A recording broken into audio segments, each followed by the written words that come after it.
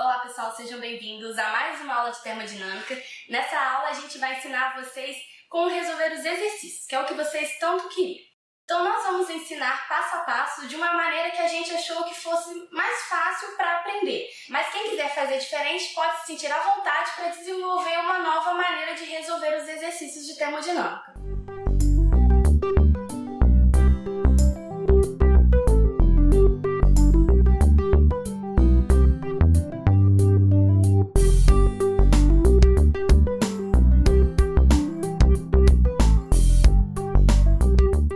Então, gente, agora nós vamos fazer o nosso primeiro exemplo. Conforme ilustrado na figura ao lado, um cilindro rígido hermético contém diferentes volumes de água líquida saturada e vapor d'água saturado na temperatura de 150 graus Celsius. Determine o título da mistura expresso em porcentagem. Então, nós devemos achar o título e nós sabemos que, por definição, título equivale a massa de vapor sobre massa total. Nós temos uma temperatura de 150 graus Celsius. E nosso volume de vapor saturado equivale à área da base vezes 30, que é 50 menos 20. E o volume líquido saturado é a área da base vezes 20. Então, nós sabemos, como dito anteriormente, que o título é a massa de vapor sobre a massa total, que é igual a massa de vapor saturado sobre a massa de vapor saturado mais a massa de líquido saturado. É preciso saber que a massa de vapor saturado equivale ao volume de vapor saturado sobre volume específico de vapor saturado. E a massa de líquido saturado equivale ao volume de líquido saturado sobre o volume específico de líquido saturado. O volume de vapor saturado equivale à área da base vezes a altura. E o volume de líquido saturado equivale à área da base vezes a altura do líquido saturado. Nós, então, vamos cortar todas as áreas. E agora, utilizando a tabela A2 do livro da tabela de Shapiro, para uma temperatura de 150 graus Celsius, nós vamos achar um volume específico para líquido saturado de 1,0905 vezes 10 a menos 3. E agora, para uma temperatura de 150 graus Celsius, nós temos um volume específico de vapor saturado de 0,3928.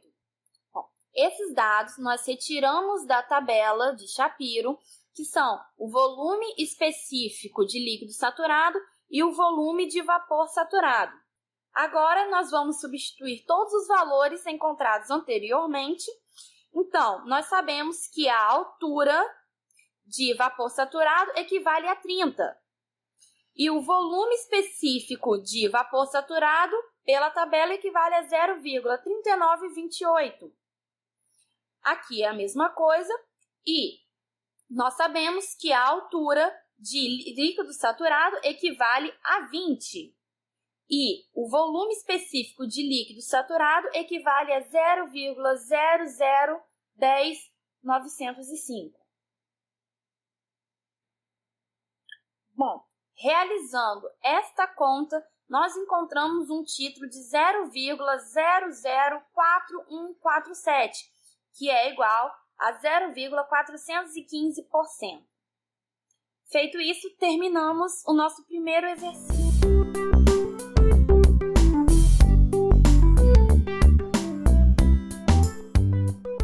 Exemplo 2. Inicialmente, o conjunto cilindro-pistão, mostrado na figura, contém 1 litro de água a 105 graus e com o título igual a 85%. O conjunto é aquecido e o pistão se movimenta e encontra uma mola linear. O volume interno do conjunto é 1,5 litros. Nesse instante, o aquecimento continua até que a pressão atinja 200 kPa. Sabendo que o diâmetro do pistão é 150 mm e que a constante de mola é 100 N por milímetro, calcule a temperatura da água no início do processo. Certo. Primeiro, o que vamos fazer? Vamos considerar o pistão sem encostar na mola, onde a pressão externa vezes a área do pistão é igual à pressão interna vezes a área do pistão. Como só tem essas duas constantes, pressão é igual à pressão externa, é igual a constante. Essa vai ser nossa equação número 1. Depois de comprimir a mola. Depois de comprimir a mola, eu vou ter que a pressão externa vezes a área do pistão mais K vezes Z é igual a pressão interna vezes a área do pistão. Isolando a pressão, vai ficar pressão é igual a pressão externa mais K vezes Z sobre a área do pistão. Essa vai ser minha equação número 2. Então, eu tenho que o volume total vai ser o volume V2, que é o volume inicial, mais o volume da compressão da mola, que é esse Zzinho, que é até o momento em que o pistão encosta na mola. Então eu tenho que esse V2, Vzão, é igual a esse volume V2, que é o volume inicial, mais esse volume aqui, que corresponde ao deslocamento do pistão. Então, V igual ao volume do deslocamento do pistão, que é o Z vezes a área do pistão, mais o volume 2, que é o volume inicial. Isolando o termo Z, fica que Z é igual a V menos V2 sobre a área do pistão.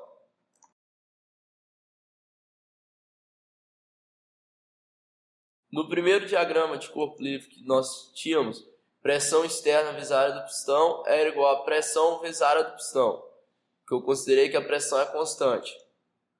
P igual a P1, que é igual a P2, que é igual a P externo. Substituindo na equação 2, que vimos anteriormente, eu vou ter que P vezes a área do pistão é igual a P2 vezes a área do pistão mais Kz, que é a pressão interna é igual a P2 vezes a área do pistão mais a força da mola. Substituindo o termo Z pelo termo anterior lá, que é V menos V2 sobre a área do pistão, vai ficar aqui P vezes a área do pistão é igual a P2 vezes a área do pistão mais K sobre a área do pistão, que multiplica V menos V2. Colocando o V em evidência, que é o V que eu quero encontrar, fica V é igual a V2 mais a área do pistão ao quadrado sobre K, que multiplica P menos P2.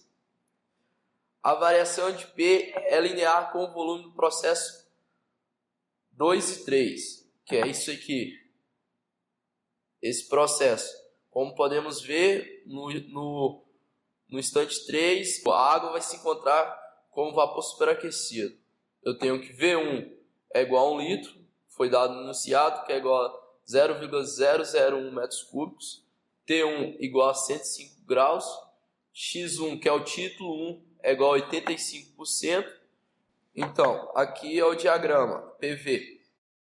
Eu tenho que volume específico 1 vai ser igual ao VF1 mais o título que multiplica VG1 menos VF1. O que é VF1? É o volume específico do líquido saturado. E o VG1 é o volume específico do vapor saturado. E X1 é o título. Utilizando essa equação, eu consigo encontrar o volume específico no ponto 1. Por ser uma mistura, eu tenho que utilizar o volume específico do líquido saturado e o volume específico do vapor saturado para temperatura de 105 graus. Pela tabela do Sontag, tabela B 1.1, eu consigo encontrar os valores de VF e VG. Para 105 graus, eu tenho a pressão de saturação, eu tenho o VF e o VG. Jogando esses valores, eu consigo encontrar meu volume específico 1, que é de 1,2066. metros cúbicos por quilograma. Como eu tenho o volume 1 e o volume específico 1, eu posso encontrar a massa, que é V1 sobre volume específico 1. Assim eu encontro a massa do meu sistema. No estado 2, eu tenho que V2 é igual a 1,5 litros, que é igual a 0,0015 metros cúbicos. Substituindo isso, a equação 3, eu consigo encontrar o meu V3. Substituindo todos esses valores, a equação 3 lá de trás, eu acho o meu V3, que é o volume final, o V. Esse V vai ser igual a 0,001747 metros cúbicos. Como eu já tenho a massa que foi encontrada utilizando o volume específico 1, eu posso encontrar o volume específico 3. Como é um sistema fechado, a massa não varia. Então a massa de V1 é a mesma massa de V2, de V3. Então assim eu encontro o meu volume específico 3. Assim eu posso olhar na tabela B1.1 do Sontag para vapor superaquecido. Então eu tenho a pressão e tenho o volume específico. Utilizando essas duas propriedades eu consigo achar minha temperatura. Só que não está com valor exatamente, esse valor exatamente. Então eu vou ter que interpolar. Interpolando pelo Sontag, eu vou entrar aqui. Meu valor de volume específico vai estar entre 600 e 700 graus.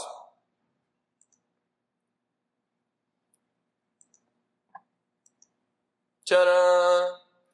Então aqui eu tenho minha temperatura 3, utilizando esse volume específico, a pressão de 200 kPa é de 641,3 graus. Obrigado.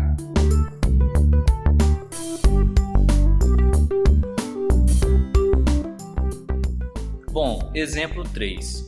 A figura mostra um cilindro fechado, isolado e dividido em duas regiões, cada uma com 1 metro cúbico, por um pistão que está imobilizado por um pino. A região A contém ar a 200 kPa e 300 Kelvin, e a B contém ar a 1 MPa e 1000 Kelvin.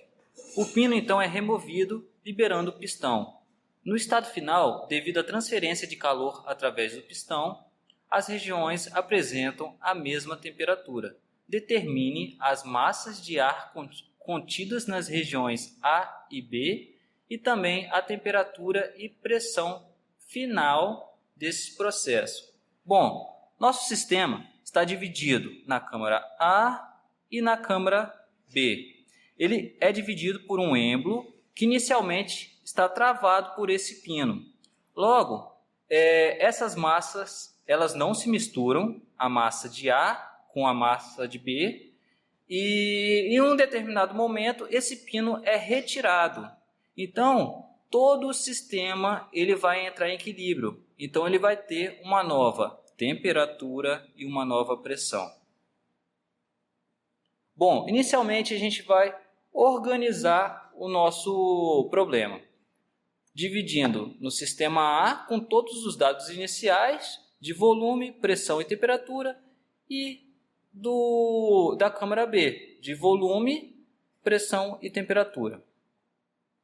Pela primeira lei da termodinâmica, temos a energia interna, energia cinética, mais a energia potencial é igual ao calor menos o trabalho.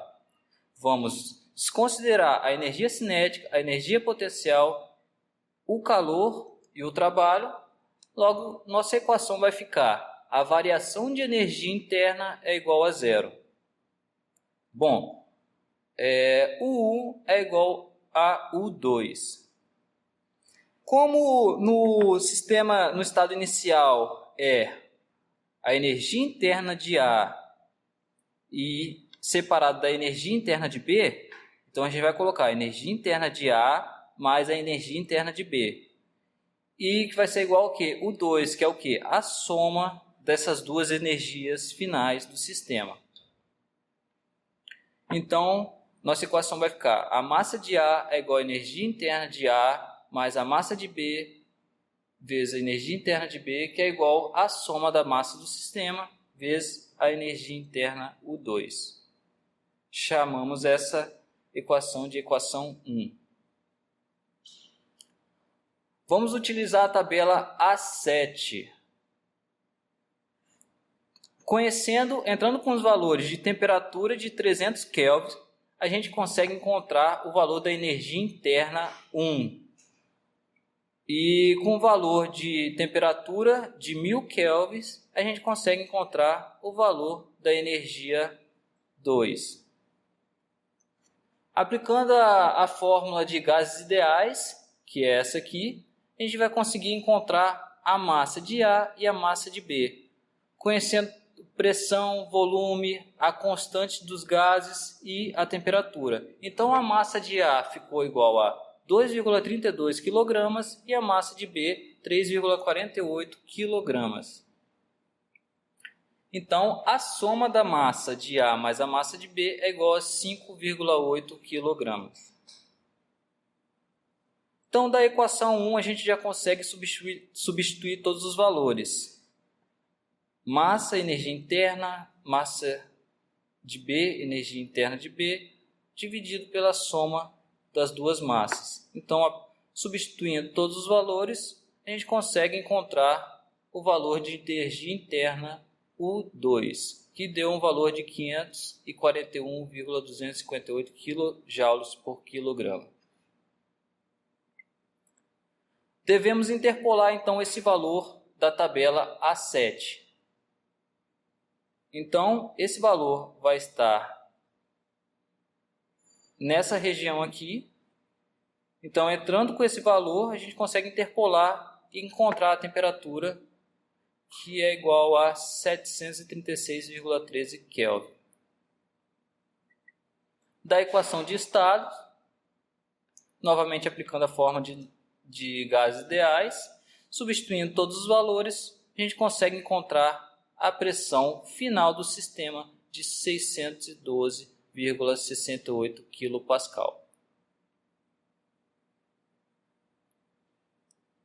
Bom, pessoal, por hoje é só. Espero que vocês tenham gostado. Essa foi a nossa primeira aula de exercícios, mas nós vamos ter outras aulas para vocês assistirem também. E é muito importante ressaltar que não existe uma receita de bolo para resolver todos os exercícios de termodinâmica. Então é muito importante que vocês resolvam vários exercícios para vocês ficarem bem certos. Obrigada!